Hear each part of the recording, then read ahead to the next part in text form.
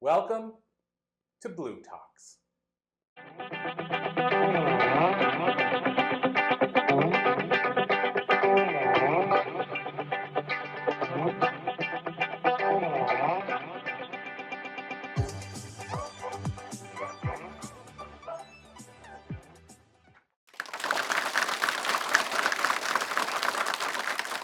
Victor, thank you so much for joining us here. You just did an amazing talk, and there's something you said in the talk I want to reference because it's something that in the new book, the little cheap plug, The Enlightened Passenger. I have one copy with me on the road right now because it's still pre-order. But in the book, one of the things I talked about is similar to something you talked about today. And so in the book, I call it the platinum rule. And so how many people here have heard of the golden rule? Yeah, everybody. So I think almost everybody, do unto others as you would have them do unto you. Well, you talked about during your talk about how if you show that other person you care about them and make them truly understand and see that you really care about their needs and them, nobody's going to turn you down. Like everybody will give you time. And it goes to the Dale Carnegie's How to Win Friends and Influence People. He always said that you can learn more about a person and get them to like you more if you spend 4 minutes wanting to know them than you can in 4 months trying to tell them about yourself. And so I bring this up because I talk in the book about the platinum rule. And what I say the platinum rule is do unto others as they would have done unto themselves. Mm-hmm. So what the difference is doing golden rule says, I'll treat you like I'd want to be treated. But in the world we're in today, people want everything personalized to them. So if you're a social and fast talker, and I don't like talking much, if I do the golden rule, I'm going to try to become you. Right. But the truth is, you want me to treat you a certain way, not the way I'd want to be treated. Like if I'm quiet and I don't want you to talk to me, but you're social, and I try to then make you quiet because that's how I'd want to be treated, you're going to be bothered.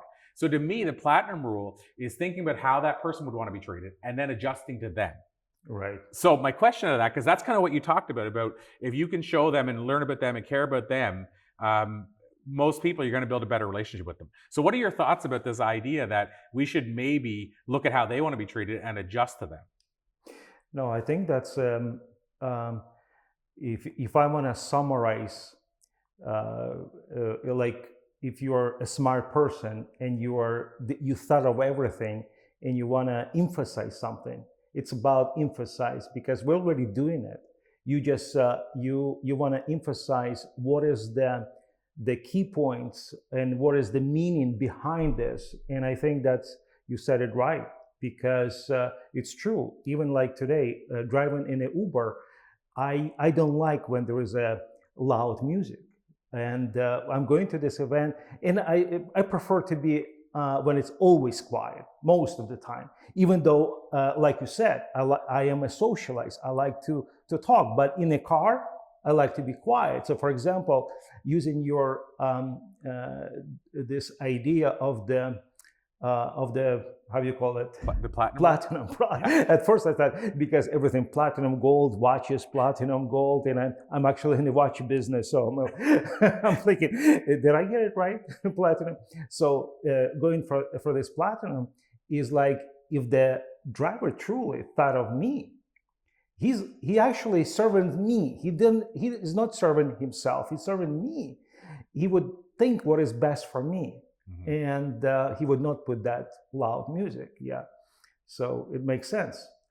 Yeah, I mean, it's interesting you say that because I was just in an Uber the other day, and it was a similar experience where I got in. It was like boom, boom, boom, and it was like F-bombs, everything, yeah. And I'm like, holy, that's like. Dude, it's like 4 a.m. Yeah. But and he didn't talk, didn't look at me, didn't talk to me. Yeah. And then I was in one today and there was a language barrier. But he kept trying to let me know, like, if you want to charge your cell phone, here's the cord. Right. He was making it about me. Because most people now are like, oh, my phone's gonna die. That's what we care about. So that's right. He was making it about me. It's interesting. So if I look at those two Uber experiences, that's dramatically different. Yeah. Like I felt like the one that was like, here you go, even though we couldn't speak the same language. I felt more endeared to that person than the person who couldn't speak the same language as, but didn't seem to care that I existed in that car. Right.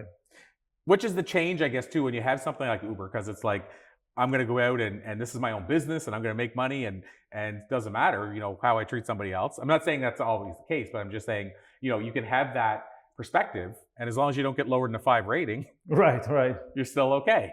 Yeah. So it's interesting you took that perspective because that's kind of unique, the Uber side, because it does happen for sure, both sides.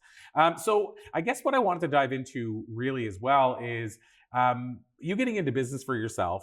All these years later, can you tell us the early stages? Like, was it challenging? Did it just come easy running your own business and launching your business? Usually, it doesn't come easy, but I'm wondering if you had any major obstacles early on. Well, for me especially, it was the major obstacles early on because I had to learn myself on the subject that I spoke about. You have to think of others. When I got into business, I was very naive. I assume as long as I do offer something large or something bigger, of course, they're just going to grab it because everything about making money, everything about that. And for the first 6 months, I was rejected, and rejected. And it got to the point because I got enough money to start. Then I got enough money saving that I don't have to, if I don't have any income, I can still survive on a small budget. My budget was up like $70 a month just for food budget. I could not afford go to buy fruits. I could not buy even McDonald's, but I still survived on the $70. So everything was on a budget, and still it got to the point like it's run out. And I'm thinking, what am I doing wrong? And then I got this idea: go to the hotel, shut off your world. Back then, it wasn't even cell phones, but still, my wife could reach me on the landline. So I decided not to give the phone, nothing. And I stayed there until I got this revelation inside of me, which is to put yourself inside their shoes. And when I put myself inside the shoes, I start hearing myself, that salesperson that was in me, trying to sell them. And I'm like listening to that person. I'm like, I would never go with that person. It was obvious that person is thinking of himself. It has no idea what is about me, what I need as me, that I need as his potential client.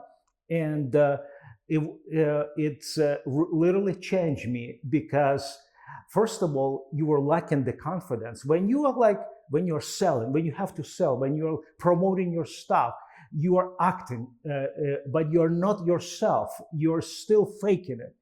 Here, I became real myself, and I would tell the truth like it is. Like, I'm nobody. I have nothing. Like, you're my lesser. I would be upfront without thinking of myself low. My self-esteem was in a good position, and I would tell the truth how it is, but then I would be with confidence. And if they tell me no, I would say, why not?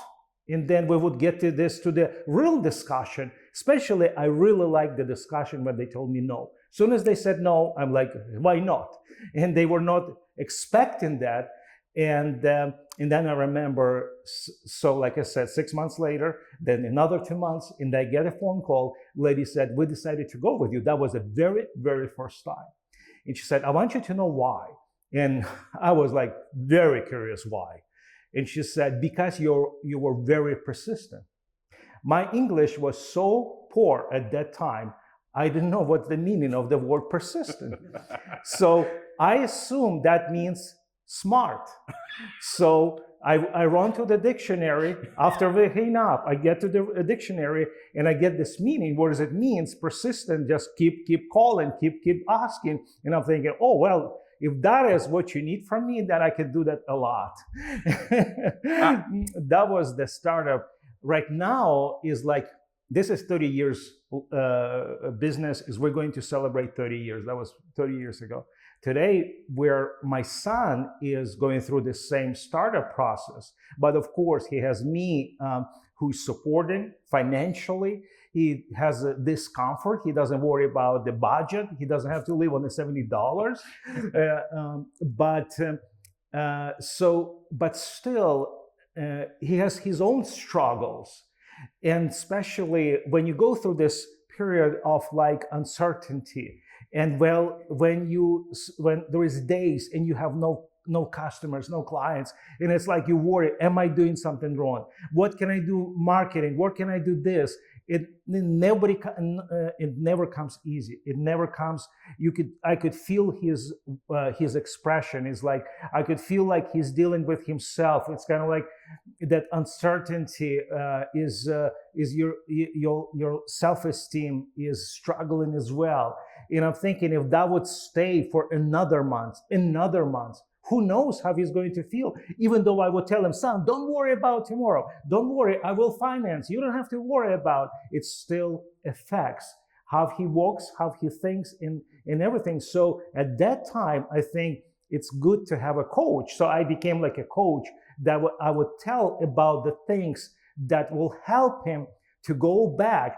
Like I remember there was a time where during this challenge where he's still struggling financially, and then one of his employee, which is the registered nurse, was very hard to hire on the first place, because like you're nobody, and the registered nurse wants to go build a career somewhere where it's like you build your career. And she started working for a startup for this young fellow, and she gives him a notice that she will be leaving, she will be quitting. And he lost it because it took him 2 months just to hire. And now he knows there is some scheduling coming, and she already finished. And I'm thinking how he's going to, his reaction is going to meet the next person. That's going to affect the other people. That's going to affect his growth. That was the challenge. That was like a second. How are you going to react? But to think about how you change his reaction, it could be the moment he would feel better, but then tomorrow goes back to the same emotion. So I'm telling, hey, son, I want you to do this. Go and give the account of everything that you have in life. Everything that you are genuinely appreciate. Just think of what you have, not think of what you don't have. Think of everything that you have, and give the thanks to God, not asking why you don't have this, why you just simply just thank God like you won the lottery. If you come to that point where you realize I'm kind of like I have everything and I have nothing to worry about. I mean, and he got to that point where I told him, sit in that room until you really come to that realization. I said, don't come out of that room unless you come to that realization that your life is the best life to be. It's like to be David is the best way to be David. And when that change, with that reaction change, he found the new replacement within like few days. For the first one, it took like 2 months. Why? Because how would he tell that next person I'm hiring? It's everything connected. And then how he would meet the next person, and then look, this business, we were told, expect at least 18 months until you get to the break-even point. And then expect another year until you start making a profit. 3 months later, he was at the break-even point. At 3 months, he was at the break-even point. 8 months now, this business make a large income already. But the atmosphere there is like people are moving from the competitor place to go and sign here because you want to be here. You want to be there because that person is serving your needs. He's there to serve you. He sees you first of all. Wow. I mean, honestly, there's so many similarities to my background on the sales side. So there's so many directions I could go there. But I will say, when you were talking about that, a couple of things occurred to me from my sales journey. One of them was you talked about like, you have to be confident, but at the same time, be honest. And I remember we had this one employee there, and he couldn't get his head behind why he was working harder than me and other people, and he was struggling, like not making it. And so I said, I want to, like, he would come back to the office with, like, we sold photocopiers door to door, not for the faint of heart.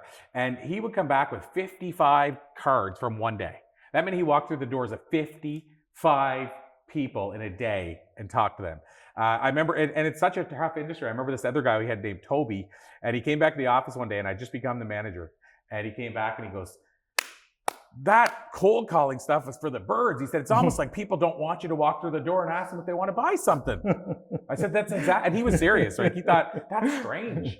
Isn't that strange? Like to your point, put yourself in the other person's shoes. Would you want somebody coming into your door that you unexpected, soliciting, as they say? Right. So nobody wants that. But the point is, Henry, this other guy, he would come in with 55, 60 cards. He goes, I don't get it. I'm working harder than everybody here. And I said, but are you working smarter? Let's go look. And so let me analyze what you're doing. Long story short, he was going to each customer and saying, look, like I got 3 kids and I'm struggling right now. I don't know if I'm going to survive the end of the week. And he said, so you could be my savior? And he thought he would like guilt them into it. But I said, Henry, you're not looking at this. In this business where there's a high turnover. So think about the customer who's been there for 20 years, Right. been sold copiers 3 times. And then the people that sold to them don't keep their promises. They disappear, whatever. You're telling this person, if I make it past this week, I probably won't make next week. So that means if you make them promises, they know when they call back a month from now, you're probably going to be gone. Because you're opening up and saying, I suck. I'm not going to make this. And I said, you need to change, somehow you need to change that. Like, to your point, you can be honest Right. if you're confident, but he was neither. And so he was saying, you know, what are you doing differently? And I said, I don't talk like I need to go to a payday loan company to get money. And I'm not saying there's wrong with doing it. And I might have done it when I started. Right. But the customer doesn't need to know that. Like, he's almost like, you know, I need to borrow money from you. If you don't buy this copier, can you lend me money? You know, like, and it's not going to work because they know the odds of you surviving is slim. And they want somebody who's going to be there 5 years from now that can make and keep the same promises they did 5 years earlier. So my point is, that really spoke to me because that was a challenge that he had because he couldn't get to both. Like you said, it's okay to be honest. Like, for example, what he could have said is, you know, I'm newer to the business, so I'm going to work harder for you than that person Right. that's been doing it 20 years. That's right.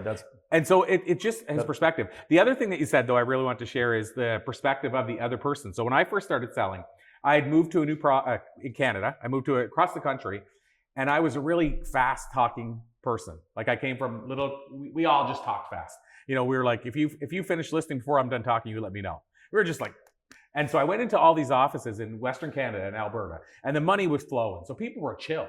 They're just like, how's it going? Like, just nobody stressed. And I come in and I'm like, hey, how's it going? And I'm like so high energy that they're like, oh my God, get this guy out of our site. So what happened was I struggled for the first year. Every month I was getting this piece of paper that said, produce or perish, it said on it. And I had to sign the agreement saying that if I didn't hit certain numbers every month, they could fire me without notice. That's how bad I was doing. And they wouldn't even give me business cards. They said, you work for a month and prove yourself, and then we'll order you some. I had to write my name on blank cards. My point of this is, what changed everything is when I heard about this thing called personality types. And I learned that I was selling to 100% of the people only in my way. Meaning, if the numbers were all equal, I'm only going to appeal to 25% of the people I'm even calling on, because I'm not appealing to the people that didn't want my high energy. I wasn't appealing to the people that were analytical. I wasn't appealing to the people that wanted peace of mind. I was just appealing to the social, I call them yellow, personalities. It's like, hey, what's up, buddy? And so that's why I was losing customers. Nobody could relate to me because I wasn't adjusting. So to your point, much like yourself, I had to sit down and say, if I was being sold the way I'm selling people, would I buy from me? And the answer was no. I adjusted the personality types, and I went from the guy that was basically going to be fired every day to the youngest President's Club member in the company's history. And the only thing that changed was me realizing I had to adjust to the client versus myself.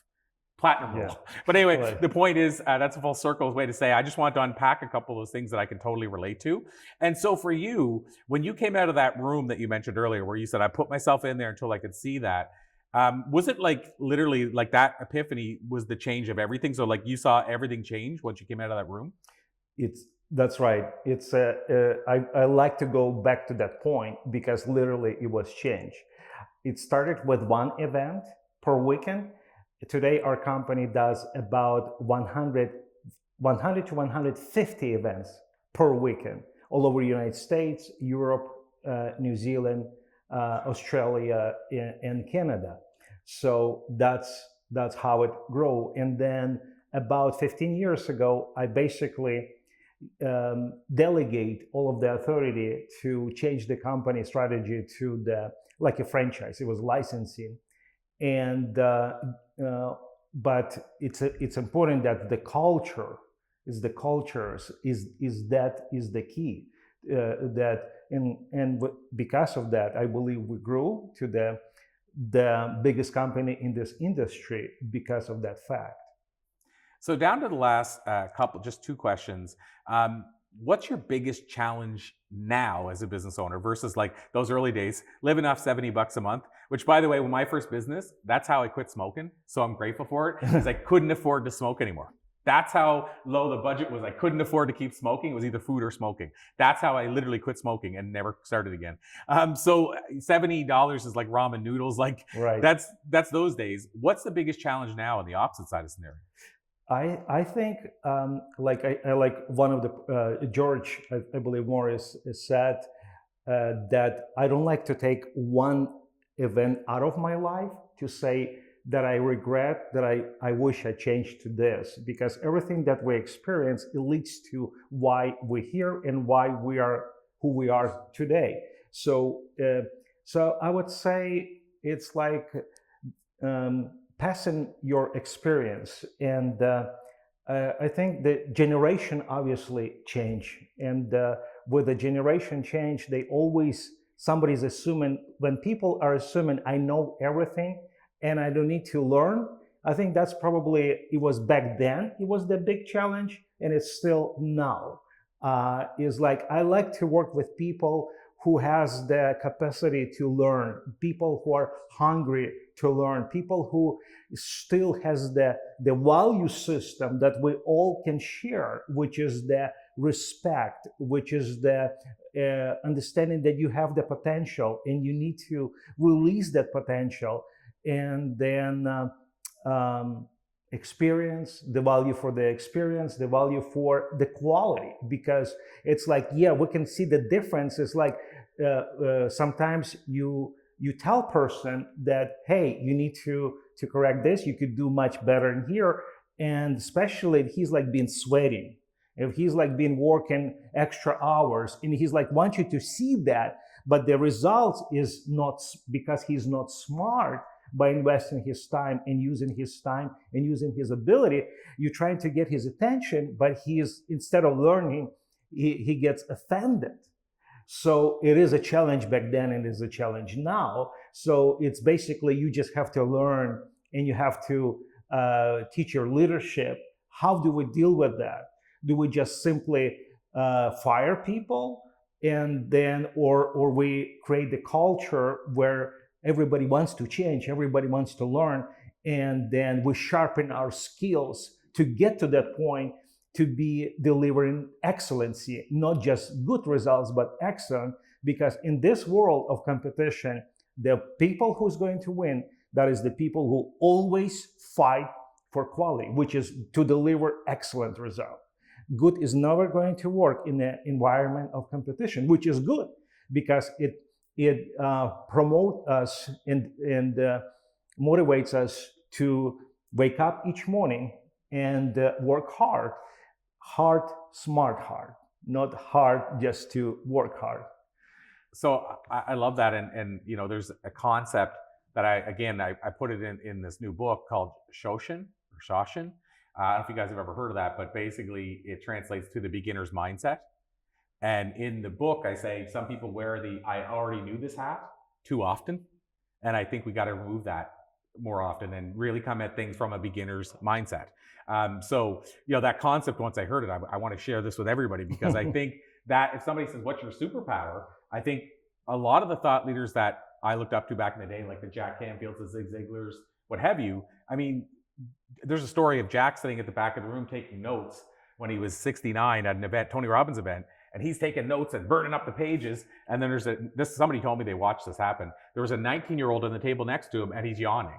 And they're like, how sad is it that 19-year-old needs Jack's notes now more than Jack ever will?